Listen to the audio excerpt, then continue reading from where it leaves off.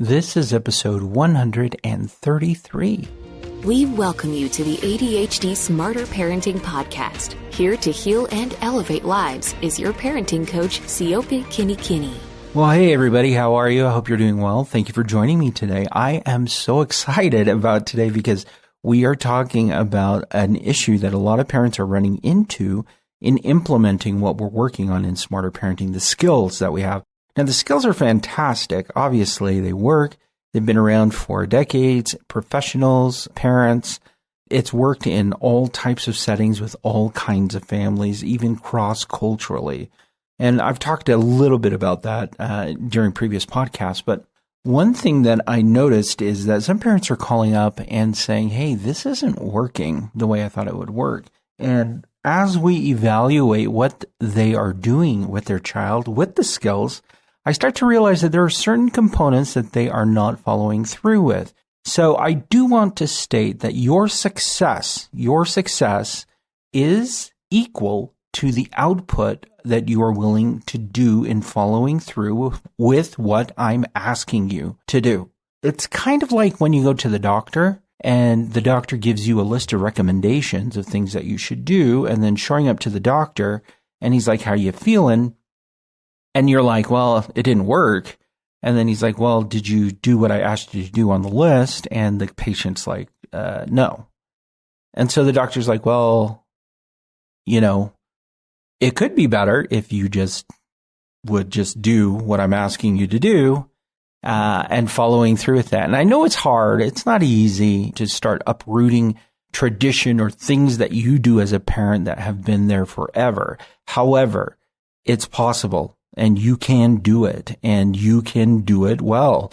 In fact, I'm going to give you some insight into how I helped a client, his name is Clint, work through this. So I'm excited to talk to you about that. We're going to be talking specifically about role playing, because role playing tends to be the biggest issue a lot of parents have. They're like, my child doesn't like role playing. I feel dumb role playing with my child. I don't like it. Look, I hear you. I totally get it. It's hard. It's not easy to do. And yet, at the same time, you find ways to do it that you don't realize you're actually doing it. And there are ways that you can work with your child to help them through this whole process. Because if we are to take apart the steps, the role-playing part of the steps that we use in the skills that we have, that's where the rubber hits the road. If they can practice a new behavior, that's where things make sense.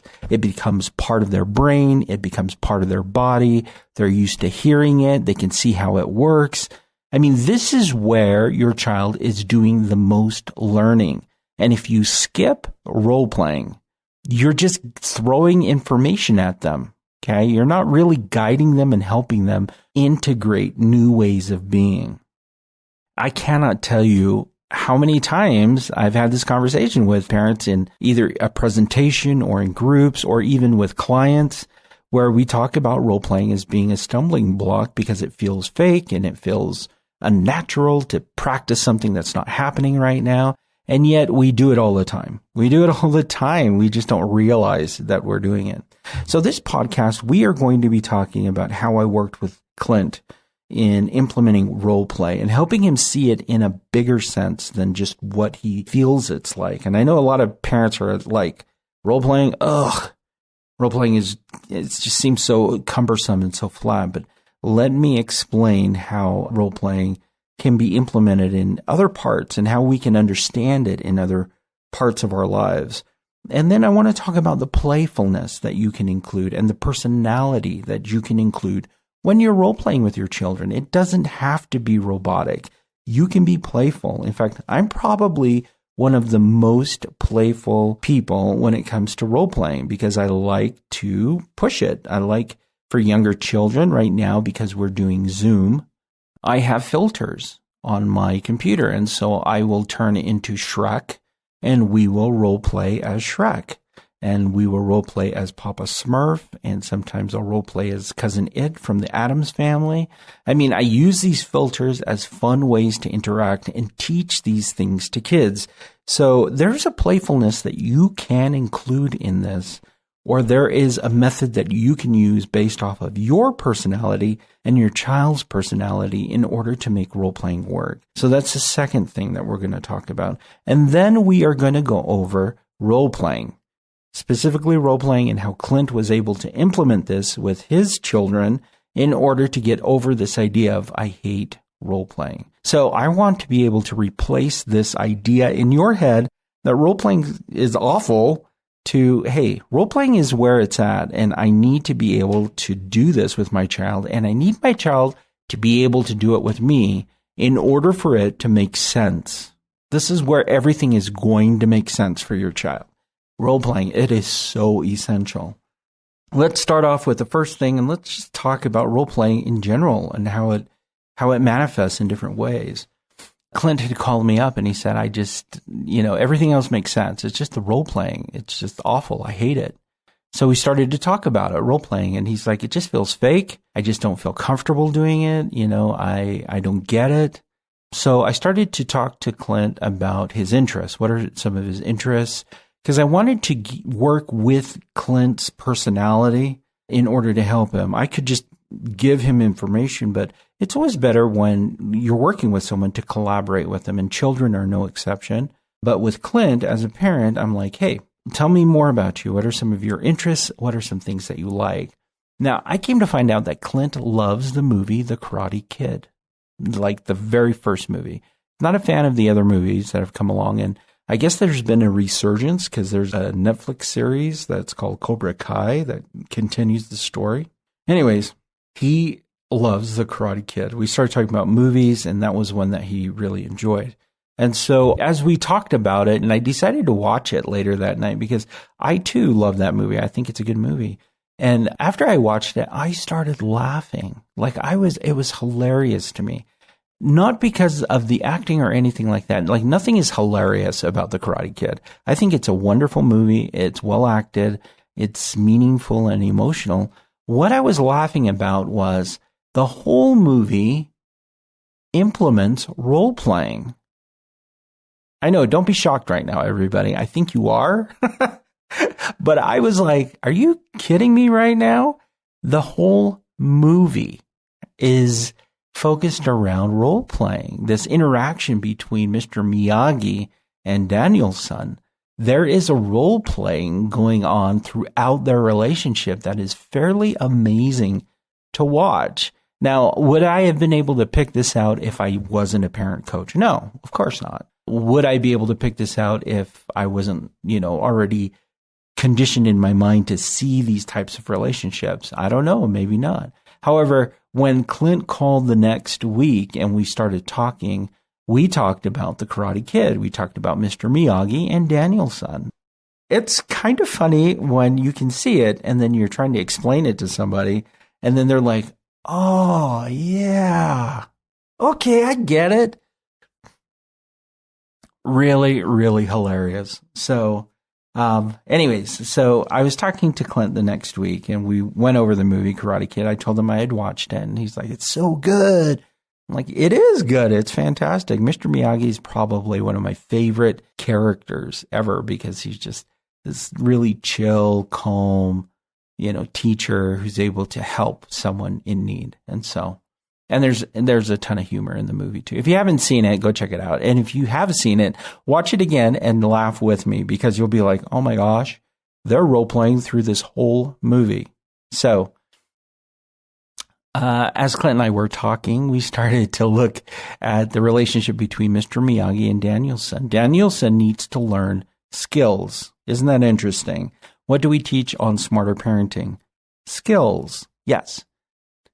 And Mr. Miyagi, instead of just sitting down with Daniel-san and teaching him what moves that he needs to have for karate, he actually does it in a very creative way. He has Daniel-san work and implement work into this whole interaction. So there's a couple of things happening throughout this process, is that you watch him teaching him how to do simple things up front first. So whether or not it's wax on, wax off, paint the fence. I mean, these are simple movements, right? Very, very simple movements. And throughout this montage of him learning how to do these chores, sand the floor, he's learning and getting muscle memory. And this is a term I use quite a bit. Muscle memory in the way that he is doing the work that he needs to do. Now, could he do the work differently?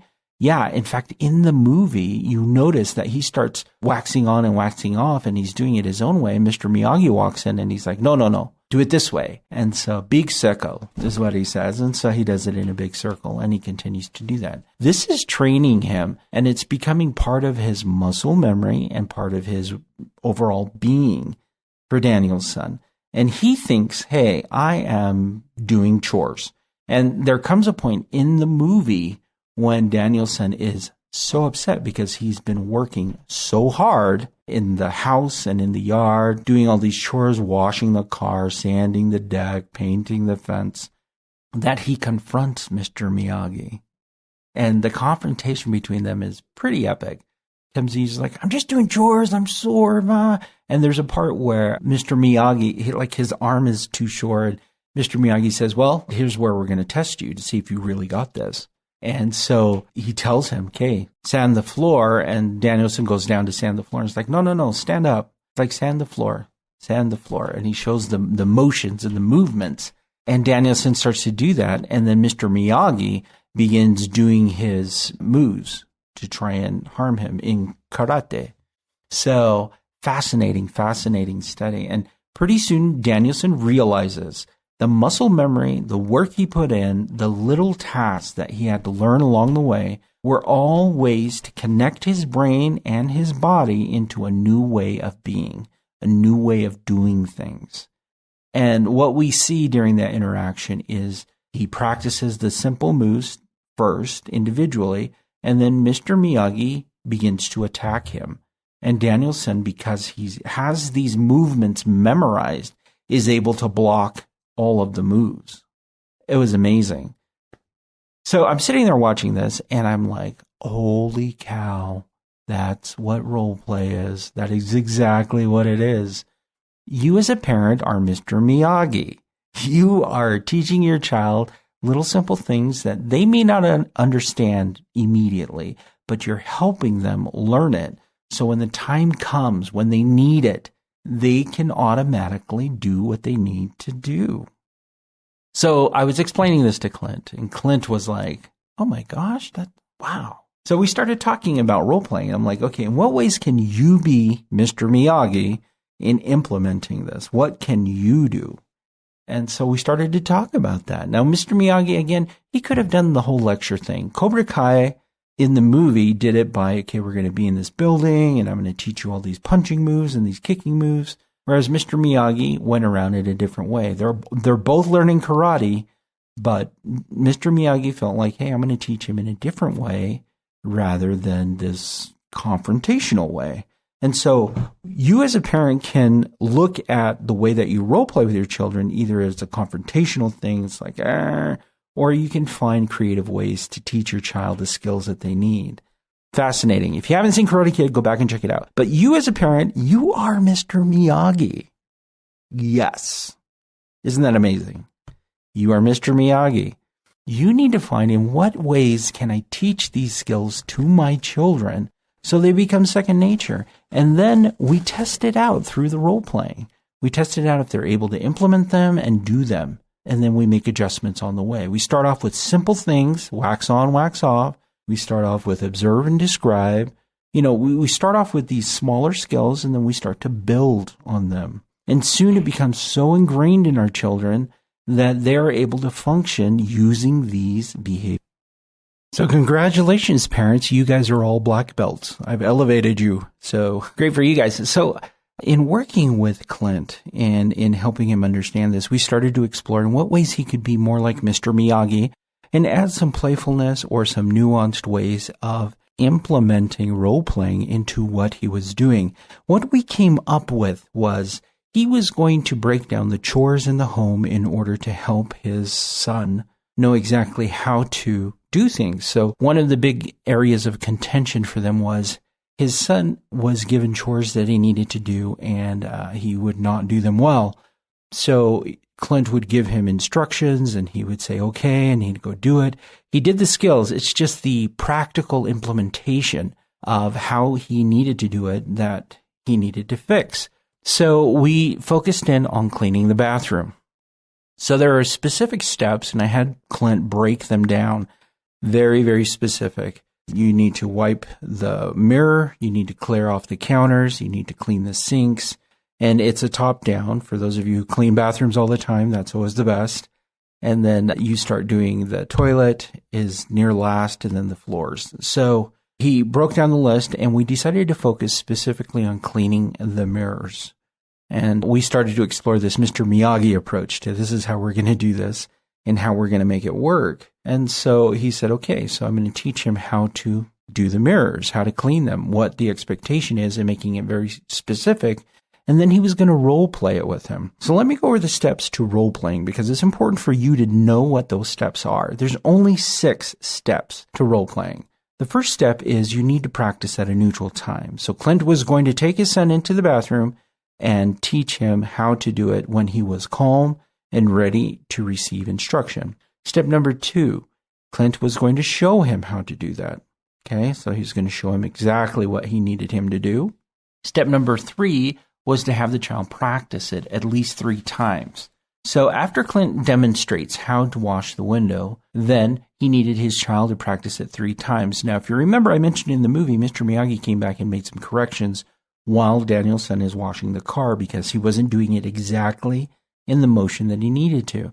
This is why you practice it, watching your child do it. They need to know that they're doing it correctly, and you need to know that they're doing it correctly by being able to give them correction when they need it up front. You don't want to wait until later where they've cleaned the mirror and they think they've done it exactly the way that you think, and yet they've done it their own way and not the way that you expect them to do it.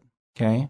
So practice at least 3 times washing the mirror. So we broke up the mirror into 3 sections so he can demonstrate how to wipe the window, how to wipe the mirrors, and what to wipe. Okay? And then be flexible. So they were going to practice it and see how well he does.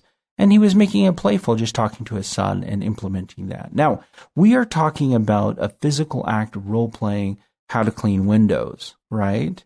And it's very relatable to Mr. Miyagi and the chores that he gave his child to do. But we did this for Clint in order for him to see that role-playing really is a natural part of how we interact with our children. There's nothing really different about this than what we normally do for children. When we're trying to teach them how to do something correctly, it's always best if we demonstrate it first. It's always best if they can see it from us first. And then they can practice it and we can guide them along them doing it because it's new for them. Absolutely. So we went through this and we practiced this. We playful, that's step number 5. And then step number 6 is to keep practicing. When we broke it down into this simple interaction, and he was able to see him role-playing this whole process with his child, Clint was like, aha, I can role-play anything that I need to role-play with my child. If we need to role-play effective communication with a child, I can absolutely do that, right? We're going to practice at a calm time. We're going to show the child how to do it correctly, communicate. We're going to practice it at least 3 times where the child can demonstrate that they understood what I did. And then I'm going to be flexible and make it fun. So will we talk about serious topics when we practice? No. Clint's like, let's talk about fun things. Let's talk about things that are of interest to my child in order to make my child more accepting of what it is I'm trying to teach them. And then just keep practicing it over and over and over again. This part of the skills that we teach, the role-playing piece, is absolutely essential. You have to do it. This is what made Daniel-san in The Karate Kid who he was. He had to practice. If Mr. Miyagi said, just move your hands in this motion, round and round, yeah, he could do that, but it wouldn't have any muscle memory behind it. I mean, you think about Daniel-san on the floor, sanding the floor, and the muscles required and the toning and the memorization of how to do it and this whole process of it becoming very natural to him. That's when the true power came in the way that he learned how to fight, right? And what's interesting is after he learned those basics, those chores, the movie picks up super fast because he knows the movements and now he's implementing, how do I integrate this into everything else? How can I take what I did in chores into other areas? And I can promise you that when you start doing role-playing this way, your children are going to be able to interpret what they've learned into other areas of their life. Again, it's this whole systems belief. We all live in these systems, and if we alter just one part of the system, the entire system changes.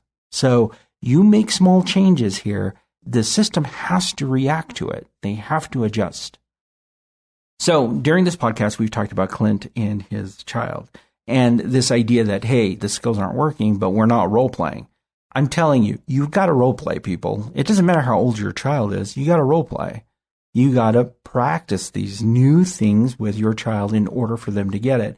You need to be the Mr. Miyagi in your family and lead to this ultimate wisdom of how do we do this? You know, you're learning things that you don't really fully understand until later. It's such an iconic movie. Seriously, go back and watch it as a parent with your child. You can learn a lot of things from it. It's a great movie. But you are Mr. Miyagi. In what ways can you teach? Do you need to sit there and be like Cobra Kai and teach them, you know, very strict movements and have it be super robotic? You could. Is it effective? No, it's not. It's not effective. Mr. Miyagi taught in a very different, nuanced way. Every family is different. Every child is different. And you can make it nuanced for your situation. So role-playing, again, super important. If you want to know the steps and see the steps in action, go over to the Smarter Parenting website. There is a video there. It's roughly around 8-9 minutes long. It walks you through each of the steps. It gives you examples of what it looks like, and it helps you really comprehend how to do this. Once you get the information, that's where the transformation on your part comes in, and you start applying, how do I make this fit for my child, and how do I make it work? And you know exactly what's going to work with your child. You really do. You may think you don't, but there's no one that knows your child better than you do.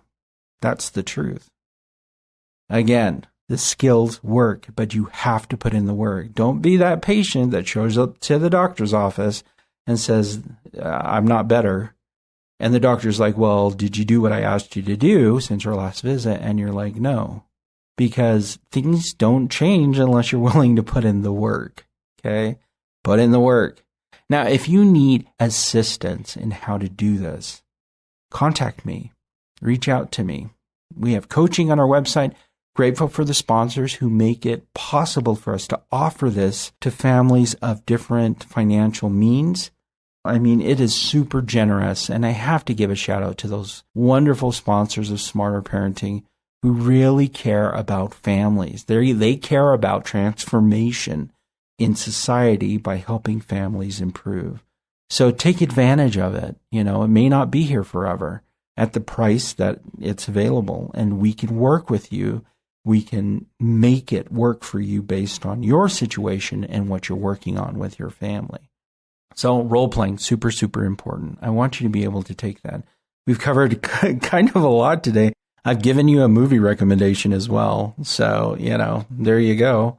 There's an assignment for you to see that. Once you start thinking this way, you're going to notice that any movie where there is a younger person, like Star Wars, for example, there's role-playing happening in Star Wars. When Luke is in training and Yoda is helping him figure out his skills. And again, this is all applied to parenting. I mean, you can be Yoda. You can be Mr. Miyagi. Think about it. That's pretty amazing, really. You have the keys to guide your children to learn the skills they need to do in order to be successful. You do. You absolutely do. We have the skills. We have them ready for you. We have them easy, accessible on the smarterparenting.com website. I love the podcast because I can go in depth into how this works with families.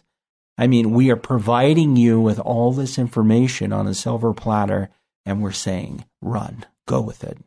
We're here to help.